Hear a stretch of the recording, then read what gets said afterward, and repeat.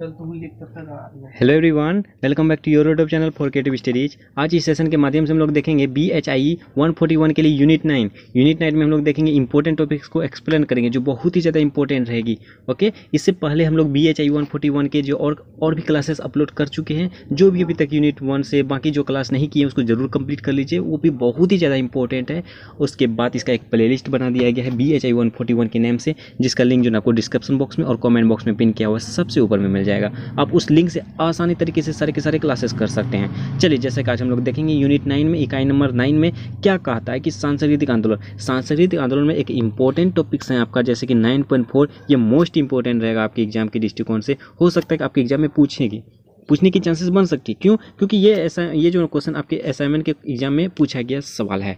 तो देखिए, आपको पहले ये मैं बता दूं किस टाइप से क्वेश्चन पूछे जाते हैं। सबसे पहली बात ये है कि क्वेश्चन किस टाइप से पूछा जाता है, ये जरूरी है। देखिए, इसमें कैसे पूछा था आपका असाइनमेंट में, चीन में 1911 के बाद नए सांस्कृतिक आंदोलन पर एक टिप्पणी लिखी, यानी कि 1911 क्रांति के बाद जो है कि नए मतलब नव हो या नया हो, तो इस तरह से सांस्कृतिक आंदोलन पर टिप्पणी लिखने के लिए कहा जाएगा। इसको संक्षेप में वर्णन के लिए कहा जाएगा।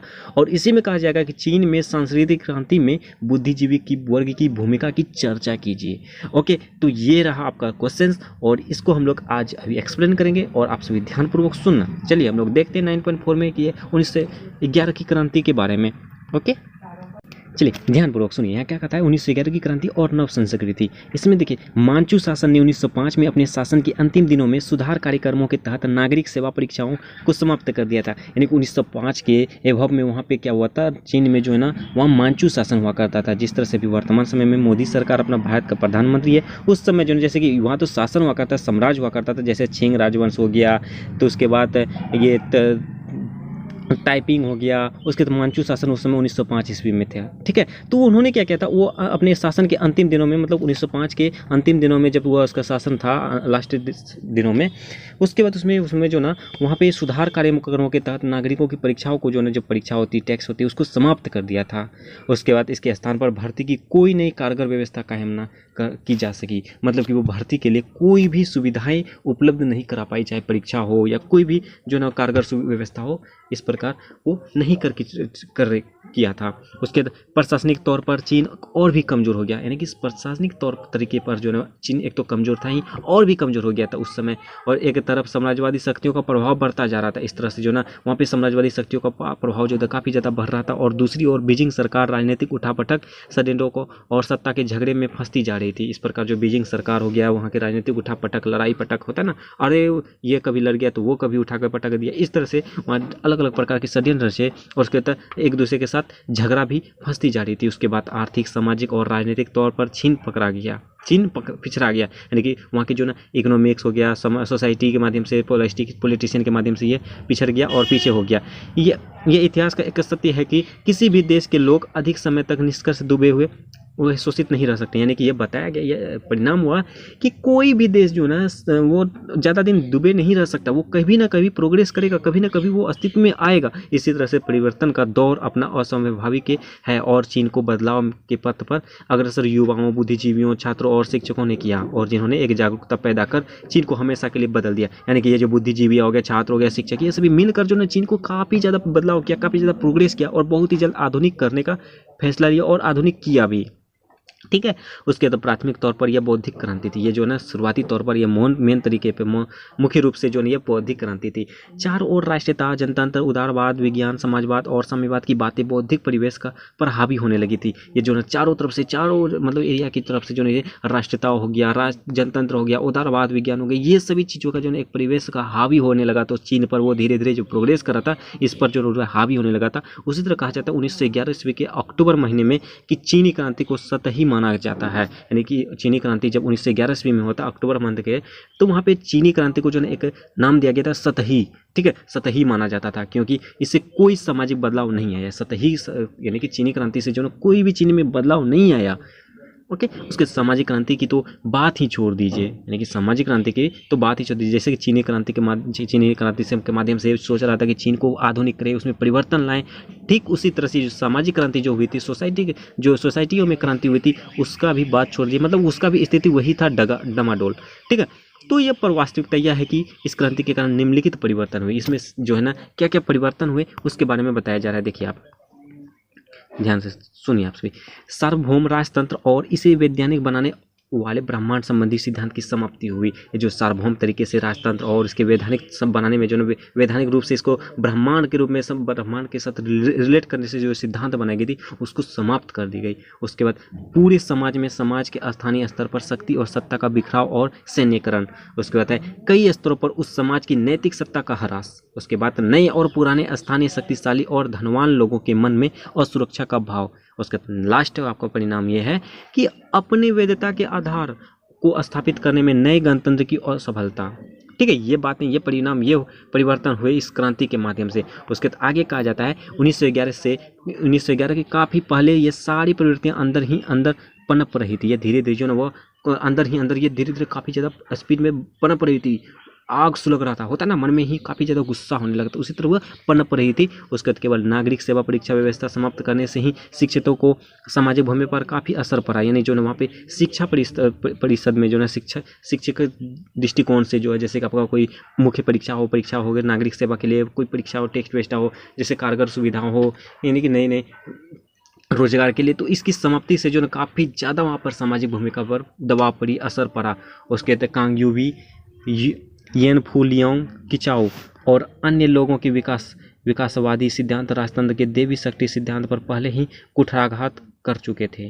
ठीक है, और निस्संदेह चीनी समाज के वास्तविक अध्ययन से कई स्थितियों पर उभर सामने आएगी और कुछ सकारात्मक विकासों का भी पता चलेगा। हालांकि अधिकांश चीनी बुद्धिजीवियों की नज़र में ये पतन, बिखराव, भ्रष्टाचार पर और क्रूरता का काला था। ये रही आपका शुरुआती। उसके बाद आगे कहा जाता है, आपका पॉइंट है दार्शनिक और उनके विचार। दार्शनिक स्तर पर उनके विचार क्या थे ये आप देखेंगे, हम लोग देखेंगे। येनफू और कांग यूवी जैसे सुधार दार्शनिक अवदृढ़ता से यह महसूस करने लगा कि किसी भी समाज पर बदलाव थोपा नहीं जा सकता। यानी कि किसी भी समाज पर हम लोग उसको बदलाव के लिए कोशिश कर सकते हैं, ऐसा नहीं कि सब कुछ थोप देंगे, नहीं, अब बदलाव करना ही होगा, ये वो मतलब थोपा नहीं जा सकता है। और चीन में हो रहे बदलाव के इस चरण में गणतांत्रिक क्रांति का गलत कदम था। ये जो है चीन में ये बदलाव के कारण से जो है ना, ये गणतांत्रिक तरीके से ये गलत कारण था, गलत क्रांति था। लियोंग चिकागो ने क्रांति और राजतंत्र के पतन को इतिहास के आदेश के रूप में स्वीकार किया है। लियोंग जो है ये क्रांति राजतंत्र के पतन को इतिहास के रूप में, इसको मुख्य कारण के रूप में, आदेश के रूप में इसको स्वीकार किया है। आरंभ में वह युआन शिकाई की गणतांत्रिक निरंकुशता का कट्टर समर्थक था। यानी कि शुरुआत तौर पर जो युआन शिकाई की गणतांत्रिक निरंकुशता जो है उसके काफ़ी ज़्यादा समर्थक था और उसका मानना था कि इसके माध्यम से आधुनिकता का आगमन हो सकता है। इसके माध्यम से जो है ना चीन जो है ना आधुनिकता के रूप में आगमन हो सकता है, ये बदलाव हो सकता है। इसी तरह कांग का भी विकासवादी आधार पर मानता था कि इस स्थिति में राजतंत्र के प्रतीक ही बिखरी हुई केंद्र सत्ता को जोड़ सकते हैं। ये जो है कांग का मानना भी था कि इससे जो है ना विकासवादी आधार पर हम लोग मान सकते हैं कि इस स्थिति से जो है ना चीन की राजतंत्र के प्रतीक बिखरी हुई केंद्र सत्ता को एक साथ हम लोग जोड़ सकते हैं, इकट्ठा कर सकते हैं। ठीक है, उसके बाद इन तीन विचारों में एक मूलभूत समानता यह थी कि ये तीनों ही का संस्कृत राष्ट्रवाद के आधार पर स्वीकार करने का तरफ झुकाव था। हालांकि कांग ने काफ़ी दिनों तक कन्फ्यूशनवाद की अपनी व्याख्या की वकालत की। यानी कन्फ्यूशनवाद जो है हम लोग यूनिट 1 में देखे हुए थे, क्या विचार थी, क्या सिद्धांत थी, उसकी जो ये व्याख्या के लिए वकालत की थी। उसके बाद येन और लियांग का मानना था कि बिखराव की इस स्थिति को रोकने के लिए चीन को न्यूनतम आधारभूत विश्वास की जरूरत थी जिसे अभी अपना सके। ओके, इस परिस्थिति में येनफू ने कन्फ्यूशनवाद के लिए समाज नामक याचिका पर हस्ताक्षर किए। ये जो है येनफू ने कन्फ्यूशनवाद के सिद्धांत जो है उसके आधार पर जो है समाज के लिए इसके याचिका पर इसकी बदलाव के लिए एक हस्ताक्षर किए थे, और जिसके अनुसार कन्फ्यूशनवादी दर्शन को राजधर्म का दर्जा दिया जाना था, और जिसके कन्फ्यूशनवादी जो दर्शन थे उसको राजधर्म का एक दर्जा दिया गया था, उसको अलग सा एक दर्जा दिया गया था राजधर्म का, जो कन्फ्यूशनवादी का दर्शन किया जाता, जो सिद्धांत को अपनाया हुआ था। उसने तर्क दिया कि चीन अभी भी पितृसत्तात्मक समाज से सैन्य समाज तक पहुंचने की देयोरी पर खड़ा है, यानी कि जो है चीन तो एक पितृसत्तात्मक था, मतलब कि पिता के रूप में वह समाज था, सभी कुछ पिता ही करेगा, पुरुष ही करेगा। तो वो जो है धीरे धीरे वो सैन्य समाज तक पहुंचने के लिए वो देयोरी पर खड़ा था। मतलब होता है ना कि आपका गेट पे खड़ा है, ये आप सैन्य समाज बनने पर ही कगार पर है, आपका देहरी पर खड़ा है कि आप आओ याओ आओ, ठीक है, मतलब कि कुछ ही क्षण था। उसके बाद अभी भी इसे पितृसत्तात्मक विश्वास की जरूरत है। और उसके बाद आगे सक्रिय क्रांति अलग ढंग से सोच रहे थे। सक्रिय क्रांतिकारी जो है इसमें जो क्रांतिकारी थी इसको अलग तरीके से अलग ढंग से सोच रहे थे। उन्होंने ये भी दिखा दिया कि उनकी वैचारिक प्रतिबद्धता बहुत सुदृढ़ नहीं थी। इसकी जो उन्होंने ये भी दिखा दिया कि उसकी जो प्रतिबद्धता थी वो काफ़ी ज़्यादा सही नहीं थी, काफ़ी ज़्यादा विशाल नहीं थी, कभी अच्छी नहीं थी, सुदृढ़ नहीं थी। जल्द ही वे युद्ध सामंतों के युग की घृणित रणनीति में लिप्त हो गए। वो धीरे धीरे जो है बहुत ही जल्द युग की जो है घृणित राजनीति के रूप में लिप्त हो गए। और यह सन यात सेन ने सक्रिय रूप से राजनीतिक शक्ति के लिए एक आधार बनाने का प्रयास किया। ओके, उसके बाद जिन लोगों को राष्ट्रीयता का आधार प्राथमिक रूप में मांचू विरोधी था या राष्ट्रीय सार तत्व में जिन लोगों का विश्वास था, उन्होंने तुरंत महसूस किया कि भ्रष्ट मांचू साम्राज्य को निकाल बाहर करने के बाद हान नस्ल अपने आप पूर्ण रूप से पुनर्स्थापित नहीं किया जाएगी। ठीक है, ये बातें कही जा रही है। उसके बाद जो लोग राष्ट्रीय सांस्कृतिक असीमता को बचाए रखने के लिए के प्रति आग्रही थे, वे भी ये महसूस करने लगे कि इसे राजनीतिक साधनों से सुरक्षित नहीं किया जा सकता है। ये वहाँ के जो राष्ट्रीय सांस्कृतिक अस्मिता को बचाने रखने के लिए ये आग्रही थे कि वो जो महसूस करने लगे कि इसे जो राजनीतिक साधनों से सुरक्षित नहीं किया जा सकता है, इसको बचाया नहीं जा सकता है। इसने साहित्य और परंपरागत विविधता में संस्कृति की अवधारणा पर ध्यान केंद्रित करने की कोशिश की। वहाँ जो है उसकी विविधता, उसके कल्चर जो है उसकी संस्कृति की अवधारणा पर ध्यान केंद्रित करने की कोशिश भी की। इन्होंने 4 मई के आंदोलन के दौरान साहित्यिक और भाषाई आंदोलन को जमकर विरोध किया। ये 4 मई जो एक आंदोलन हुई थी उसको जो साहित्यिक तरीके से और भाषा के आंदोलन के तरीके से इस पर काफ़ी ज़्यादा अच्छी खासा से मतलब विरोध किया था। उसके बाद नेक्स्ट टॉपिक आपका रहेगा छात्र समुदाय। इसमें देखिए क्या कहता है, छात्र समुदाय में 20वीं शताब्दी के आरंभिक वर्षों से विदेशों में रहने और पढ़ने वाले छात्रों की संख्या में वृद्धि हुई। 20वीं शताब्दी में जो ना इसकी शुरुआत में विदेशों पे जाकर और विदेशी आकर पढ़ने की ये जो प्रथा में काफ़ी ज़्यादा वृद्धि हुई, काफ़ी ज़्यादा प्रोग्रेस किया। इनमें से अनेकों ने जापान और पश्चिमी में शिक्षा ग्रहण की। चीन के लोगों ने ज़्यादातर जापान और पश्चिमी देशों में जाकर जाकर शिक्षा ग्रहण की।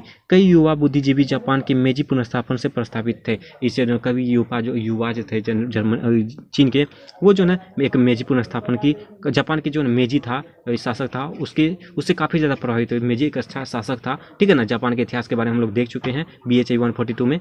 उसमें से बहुत का यह मानना था कि चीन को रोग मुक्त करने के लिए विज्ञान और तकनीक का रामबाण दवा है। उन्होंने बहुत से बातों को माना कि जैसे अगर अगर रोग मुक्त करना है तो हम लोग को विज्ञान और तकनीकों का रामबाण दवा के रूप में रामबाण माना गया है। इसके अतिरिक्त चीनी परिदृश्य पर युवा शिक्षित, राजनीतिक रूप से जागरूक, सामाजिक और तौर तरीके पर सहजग और प्रगतिशील थे।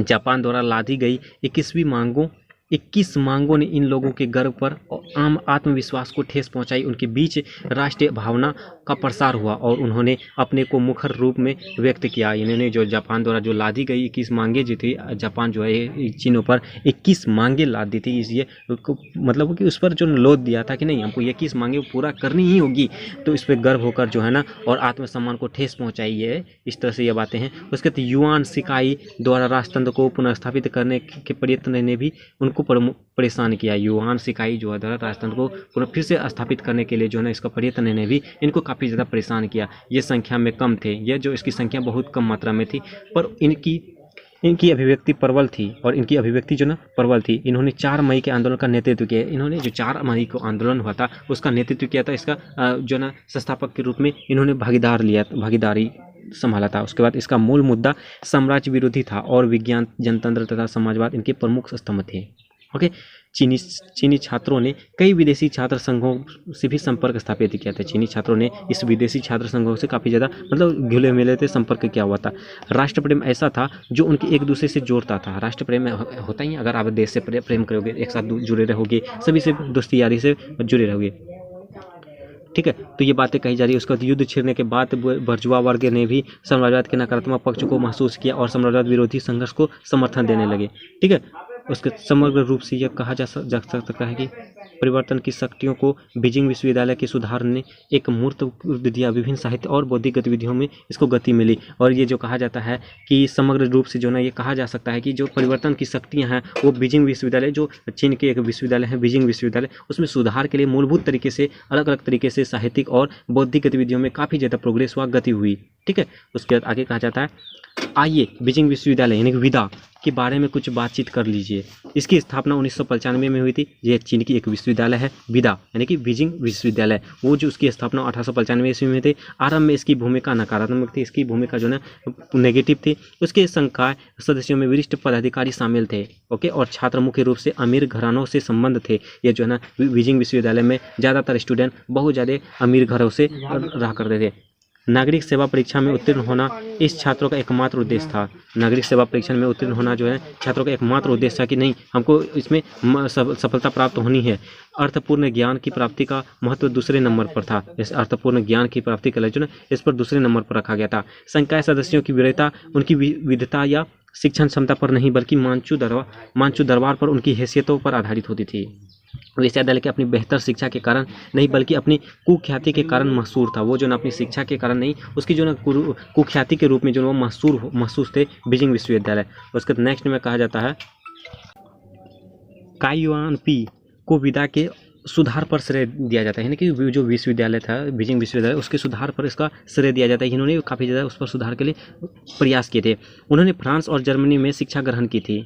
जो है काई युआन पी जो है ये फ्रांस और जर्मनी पर भी शिक्षा ग्रहण की थी और काफ़ी कम उम्र में नागरिक सेवा परीक्षा पास कर ली थी। ये जो है काफ़ी कम उम्र में ही इसे उन्होंने नागरिक सेवा परीक्षा पास कर ली थी। वे 2 संस्कृतियों के अनुभव से संपन्न थे और उन्होंने नागरिक सेवा छोड़ दी और 1912 में सन यात्सेन की सरकार में क्रांतिकारियों के साथ जा खड़े हुए। लेकिन युआन सिकाई के अध्यक्ष बनने पर उन्होंने त्यागपत्र दे दिया। युआन सिकाई के अध्यक्ष बनने पर जो उन्होंने इसका त्यागपत्र दे दिया। कुछ वर्ष बाद सरकार ने उनसे बीजिंग विश्वविद्यालय के कुलाधिपति का पद स्वीकार करने को निवेदन किया। ये जो है काई युआन पी को जो ना विदा यानी कि बीजिंग विश्वविद्यालय पर इसका जो कुलाधिपति यानी कि मुख्य अधिकारी के रूप में इसको जो ना वहाँ पर स्वीकार करने के लिए ये निवेदन किया, आवेदन किया। उसके बाद उन्होंने इस निवेदन को स्वीकार कर लिया। वो जो ना कुलाधिपति वहाँ का बन गया। उसके बाद काई मूलतः यह शिक्षाविद थे। इस संस्थान के प्रत्यक्ष के रूप में उन्होंने कुछ ऐसे महत्वपूर्ण कार्य किए जिसके कारण उनके चीनी पुनर्जागरण का जनक कहा जाता है। उन्होंने जो है ऐसे कार्य किए जिसके कारण से चीनी में जो है उसको पुनर्जागरण का जनक कहा जाता है। ठीक है, तो ये बातें कही जा रही है। उसके बाद उन्होंने विद्वान लोगों को संकाय में शामिल किया और सरकारी दबाव से अकादमिक माहौल को मुक्त किया। अकादमिक स्वतंत्रता की वकालत की, विश्वविद्यालय में छात्रों और शिक्षकों की खुली और स्वतंत्र बहस का मंच प्रदान किया। ठीक है, ये बातें हैं। उसके बाद जिन लोगों को उन्होंने विभिन्न विद्यापीठों में शामिल किया उनमें चेन दुसियू, हुसी और ली दाओ प्रमुख थे। बाद में इनमें से 2 चीनी कम्युनिस्ट पार्टी के संस्थापक सदस्य बने। उसके बाद कहता है काई के सुधार के बाद बीजिंग विश्वविद्यालय में न केवल शिक्षा के स्तर पर सुधार हुआ बल्कि वहाँ परंपरागत शिक्षाविदों और आधुनिक विद्वानों को बहस करने का एक मुक्त मंच प्राप्त हुआ। ठीक है, यह शिक्षा के स्तर पर सुधार हुआ बल्कि इसमें जो परंपरागत शिक्षाविदों पर भी काफ़ी ज़्यादा सुधार हुआ। इसके तो मुख्य मंच प्राप्त हुआ। इसके बीच से विचारकों का एक ऐसा दल बड़ा सामने आया जिसका छात्रों ने जमकर समर्थन किया। इसका जो ऐसा एक दल सामने आया जिससे कि इसका सभी ने काफ़ी ज़्यादा साथ दिया और समर्थन किया। इस दल ने चीन की रूढ़िवादिता को चुनौती दी और आधुनिक युग का मार्ग प्रशस्त किया। और इस दल को रूढ़िवादिता और चुनौती दी और आधुनिक युग का मार्ग प्रशस्त किया। इतिहासकार लुसियन लिकांको के अनुसार, देखिए इतिहासकार जो है लुसियन लिकांको के अनुसार क्या कहता है इसमें, देखिए 4 मई का आंदोलन एक युवा आंदोलन था जिसमें नवयुवक शिक्षक और उनकी छात्र समर्थकों ने युवा शक्ति के बल पर युवाओं की विचारधाराओं को अपने समाज पर आरोपित किया था। ठीक है, तो उसके बाद बीजिंग विश्वविद्यालय के अलावा नए सांस्कृतिक आंदोलन भी उभरे और न्यू यूथ नामक पत्रिका के माध्यम से अपने विचारों को प्रसार किया।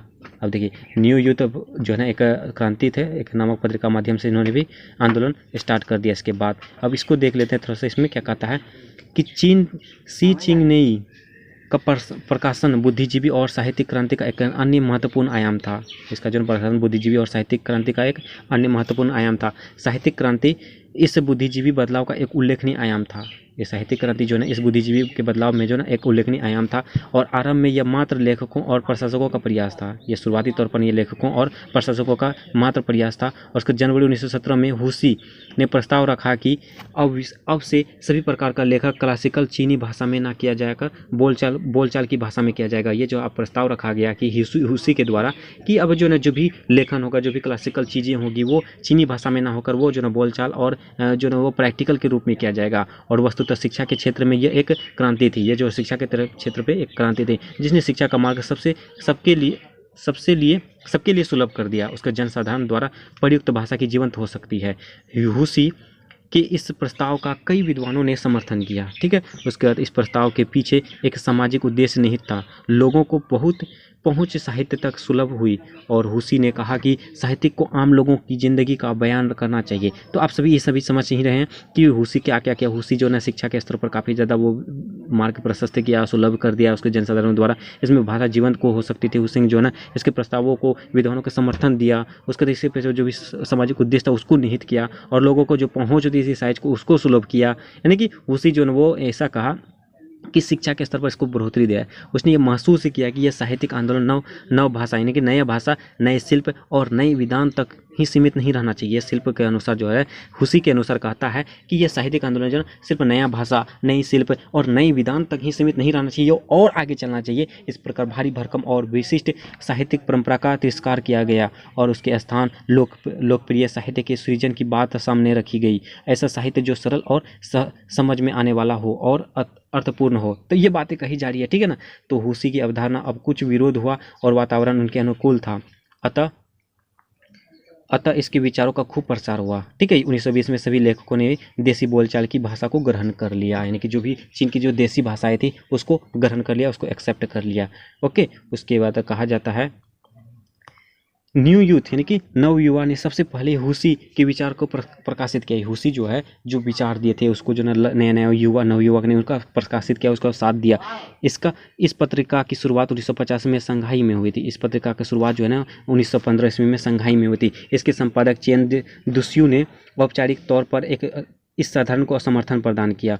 चेन ने सांप्रदायिक मंडल में व्यवस्था विरोधी कई विद्वानों को शामिल कर लिया। इसमें जो ना काफ़ी ज़्यादा विद्वानों को शामिल किया और चीनी शिक्षित समुदाय के मानक और पटल को साफ करने में इस पत्रिका ने महत्वपूर्ण भूमिका निभाई और चीनी शिक्षित में इसमें बदलाव के लिए काफ़ी ज़्यादा पत्रिका में काफ़ी ज़्यादा भूमिका निभाई। यह पत्रिका उस समय प्रकाशित हुई जब बारंबार प्रेस की स्वतंत्रता को कठोर कानूनों से बाधित किया जा रहा था।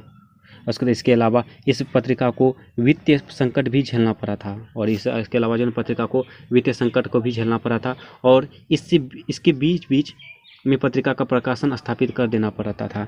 इसके बावजूद न्यू यूथ छात्रों के बीच प्रेरणा का स्रोत बना रहा, जो इसके प्रत्येक संपादकीय को श्रद्धा के साथ ग्रहण करते थे। तो ये सभी बातें हैं, ये सभी चीज़ें हैं। उदाहरण के माध्यम से कहा जा रहा है कि चीन के 6 सिद्धांत नवयुवकों के लिए प्रमुख ब्राह्मण वाक्य था। उन्होंने कहा था, स्वतंत्र बनो, डब्बू नहीं; प्रगतिशील बनो, रूढ़िवाद नहीं; मुखर बनो, संकोची नहीं; विश्ववादी बनो, संकीर्ण नहीं; वैज्ञानिक बनो, कल्पनाशील नहीं। तो ये बातें कही थी।